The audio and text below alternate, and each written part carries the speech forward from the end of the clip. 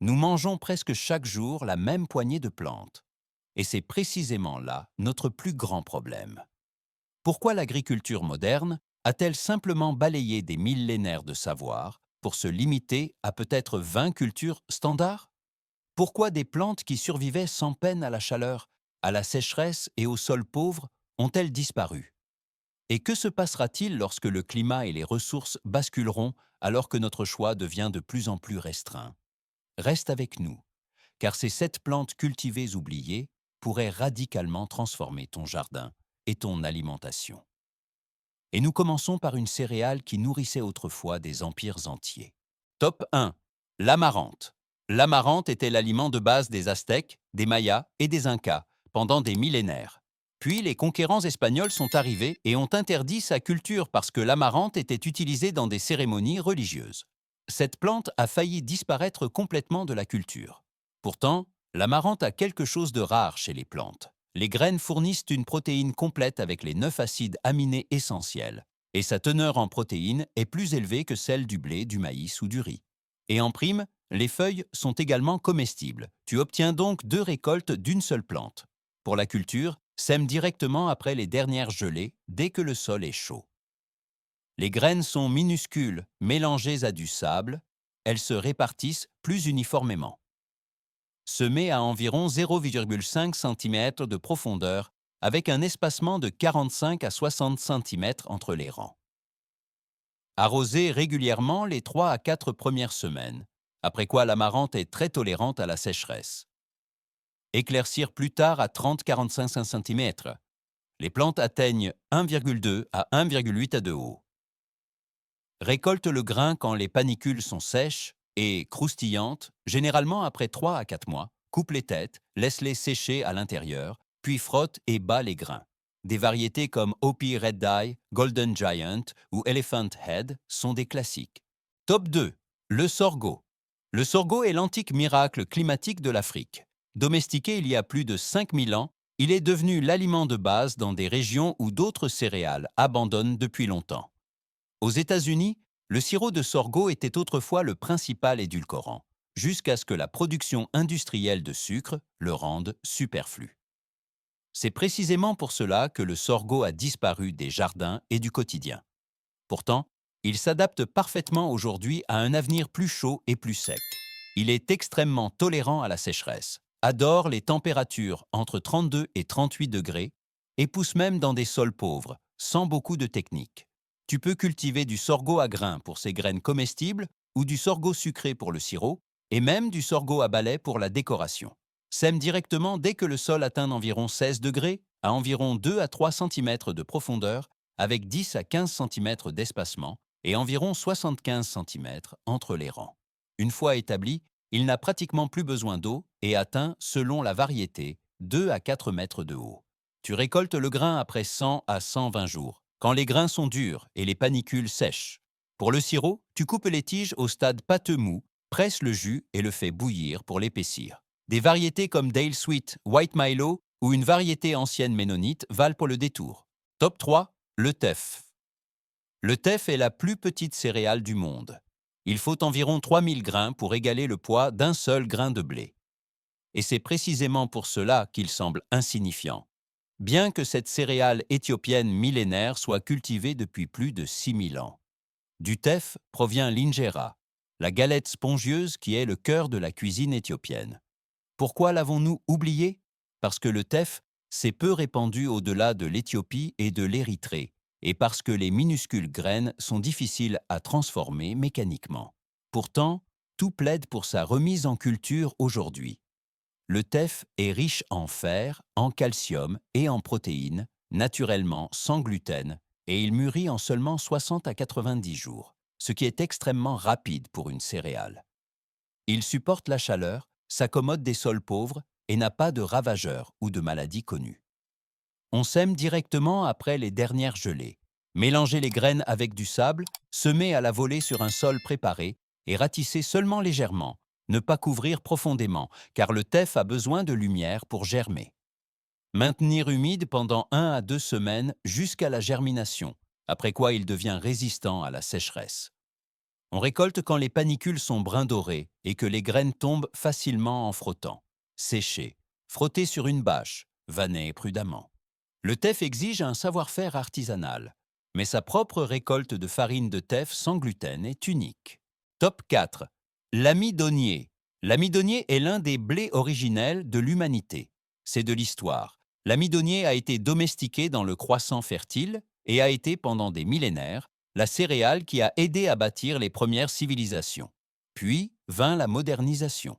Les variétés à haut rendement ont fait paraître l'amidonnier obsolète, car il produit moins et les grains restent fermement enfermés dans la balle, ce qui signifie qu'il doit d'abord être décortiqué après la récolte. C'est précisément cette étape de travail supplémentaire qu'il a évincé de la production de masse. Mais au jardin et dans une alimentation résiliente, l'amidonnier redevient soudainement fort. Il est robuste, s'adapte au sol maigre, est souvent plus résistant aux maladies que le blé moderne et apporte une saveur de noisette que l'on reconnaît immédiatement. Il convient pour le pain, la bouillie, les pâtes et en grains entiers. Pour la culture, tu sèmes l'amidonnier comme le blé, soit en automne pour la forme d'hiver, soit au début du printemps pour la forme d'été, selon le climat. Semences à 2-3 cm de profondeur, espacement des rangs d'environ 15-20 cm et maintenir uniformément humide jusqu'à ce qu'il soit bien établi. L'amidonnier pousse droit, forme des tiges denses et reste généralement stable. On récolte quand les épis sont secs et les grains durs. Coupe les tiges, attache-les en botte et laisse-les finir de sécher. Ensuite, tu bats les épis. Et voici le point oublié. Les grains sont encore dans la balle. Tu dois les décortiquer, par exemple en les écrasant légèrement puis en les tamisant. Des efforts? Oui. Mais en échange, tu obtiens une céréale qui n'a pas été sélectionnée pour l'industrie maximale, mais pour une véritable force de résistance. Top 5. Haricots Tepari. Les haricots du Tepari sont ce qui arrive quand une plante n'a pas été choyée, mais a dû survivre. Ce haricot est originaire du sud-ouest de l'Amérique du Nord et constituait un aliment de base important pour les peuples autochtones des régions extrêmement arides. Et c'est précisément là qu'il montre son super pouvoir. Les haricots Tepari sont l'un des haricots les plus tolérants à la sécheresse au monde, alors que de nombreux haricots de jardin perdent leurs fleurs et abandonnent en cas de chaleur. Les haricots Tepari, eux, commencent seulement à se réchauffer. Pourquoi sont-ils pourtant presque oubliés? Parce que l'agriculture moderne a misé sur des variétés uniformes et faciles à récolter, et parce que les haricots Tepari sont un peu différents en cuisine. Ils deviennent particulièrement crémeux, mais aussi plus denses, et nécessitent une bonne routine de trempage et de cuisson. En revanche, ils fournissent des protéines, des fibres, et constituent une véritable culture de secours quand l'eau se fait rare. Tu peux les cultiver simplement. Ne sème que lorsque le sol est vraiment chaud, plutôt plus tard que les haricots normaux, souvent 2 à 3 semaines après les dernières gelées, semis à 2-3 cm de profondeur, avec 10-15 cm espacement entre les rangs de 45-60 cm. Important, arroser régulièrement pendant la phase de germination et les 2 premières semaines. Ensuite, la règle est moins c'est mieux. Trop d'eau favorise la masse foliaire, mais pas les gousses robustes. Les haricots Tepari ont besoin de soleil, de chaleur et d'air. Ils mûrissent rapidement, souvent en 60 à 90 jours. On récolte quand les gousses sont sèches et bruissantes. Laisse les plantes sécher, bat les gousses et conserve les haricots au sec. En cuisine, trempage, puis mijotage lent, le résultat est un haricot avec du goût et une histoire. Top 6. Le chou marin siacal. Le chou marin sonne comme une spécialité d'un village côtier oublié. Et c'est exactement le cas. Cette plante vivace pousse à l'origine sur les côtes européennes, défie le vent, le sel et les sols arides, et était autrefois prisée comme une délicatesse. Puis vint le changement. Les légumes devaient être simples, rapides, adaptés à la production de masse, sans patience. Le chou marin demande de la patience. Et c'est précisément pour cela qu'il a disparu de la plupart des jardins, bien qu'il offre quelque chose qui vaut aujourd'hui à nouveau son pesant d'or, une récolte durable et récurrente. Une fois établi, le chou marin fournit chaque année des pousses tendres et blanchies, dont le goût se situe entre l'asperge et le brocoli, doux, noble, presque luxueux. La culture commence idéalement avec des morceaux de racines ou de jeunes plants, car à partir de graines, le chou marin est lent et irrégulier. Plante dans un sol bien drainé, de préférence sablonneux, avec beaucoup de soleil. Espacement 60-90 cm, car les plantes deviennent vigoureuses. La première année, laisse-les pousser tranquillement pour qu'elles développent un système racinaire solide. L'astuce pour cette célèbre délicatesse est le blanchiment. Au début du printemps, couvre la couronne avec un pot, un seau ou une cloche sombre. Sans lumière, les pousses se développent pâles, tendres et moins amères.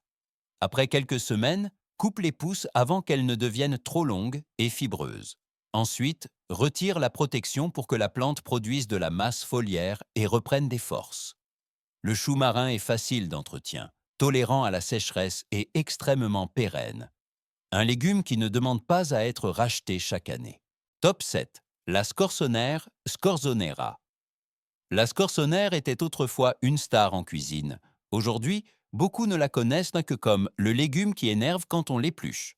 Et c'est précisément cette phrase qui explique pourquoi elle a presque disparu.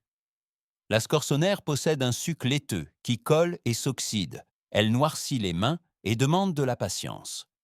Dans un monde où tout doit aller vite, elle a été mise de côté. Pourtant, gustativement, c'est une petite sensation. Fine, légèrement sucrée, avec cette note élégante qui lui a valu, non sans raison, le surnom de asperge d'hiver. Et en tant que légume d'hiver, c'est un véritable joker, car elle peut rester en terre quand presque tout le reste a disparu depuis longtemps. Pour la culture, tu sèmes directement en place dès que le sol est travaillable au printemps. Un sol profond et meuble, sans cailloux, est important car les racines deviennent longues et se cassent facilement sinon. Sème à 1-2 cm de profondeur, espacement des rangs d'environ 30 cm, éclaircir plus tard à 8-10 cm. Maintenir uniformément humide jusqu'à ce que les plantules soient établies. Ensuite, un entretien de jardin normal suffit généralement. La scorsonère pousse lentement mais sûrement, et c'est précisément ce qui la rend si précieuse. Elle profite de la saison quand d'autres cultures sont déjà terminées. On récolte à partir de l'automne, idéalement après les premières gelées, car la sucrosité augmente alors. Pour récolter, ameublis le sol profondément avec une fourche bêche et retire les racines avec précaution. Des gants aident lors de l'épluchage, et un bain d'eau avec un peu de vinaigre ou de citron empêche le brunissement. Quiconque fait l'effort une fois comprend immédiatement pourquoi cette plante était si populaire autrefois. Si nous voulons vraiment vivre de manière plus résiliente, cela commence exactement ici. Avec des plantes qui ne craignent ni la chaleur, ni la sécheresse, ni les sols pauvres. Écris-moi dans les commentaires laquelle de ces 7 plantes cultivées oubliées tu aimerais essayer en premier.